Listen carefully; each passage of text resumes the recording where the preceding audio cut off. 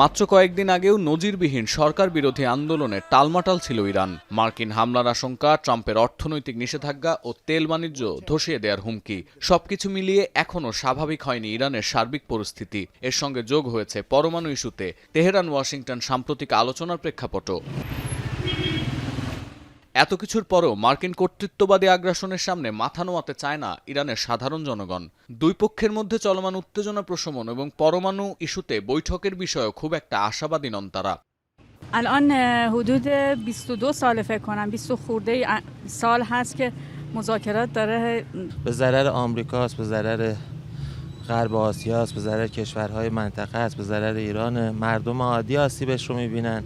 তবে আলোচনার মাধ্যমে যুক্তরাষ্ট্রের সঙ্গে বিরোধের নিষ্পত্তি করতে এখনও আগ্রহী ইরান। পরমাণু ইস্যুতেও আলোচনা চালিয়ে যেতে চায় খামেনি প্রশাসন। তবে সংকটের সমাধান চাইলে যুক্তরাষ্ট্রকে সমঝোতার মানসিকতা নিয়ে আলোচনায় বসতে হবে বলে সাফ জানিয়েছেন ইরানের পররাষ্ট্রমন্ত্রী। জোর দিয়ে বলেছেন, ইউরেনিয়াম সমৃদ্ধকরণের বিষয়ে ওয়াশিংটনের শর্ত মানতে বাধ্য নয় তেহরান।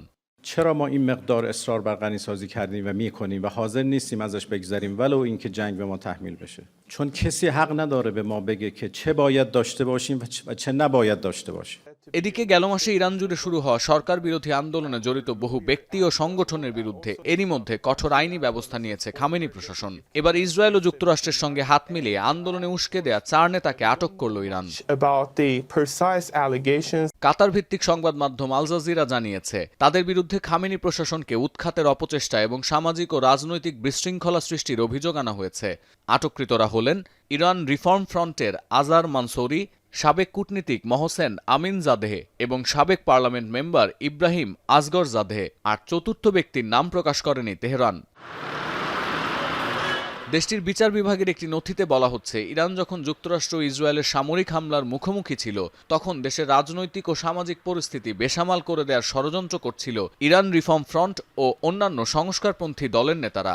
ইরানের সরকারি সংবাদ সংস্থা মিজান আরও দাবি করছে, আন্দোলন চলাকালে যুক্তরাষ্ট্র ও ইসরায়েলের সঙ্গে তাল মিলিয়ে দেশের গোপন তথ্য পাচার করেন আটককৃত ওই 4 জন।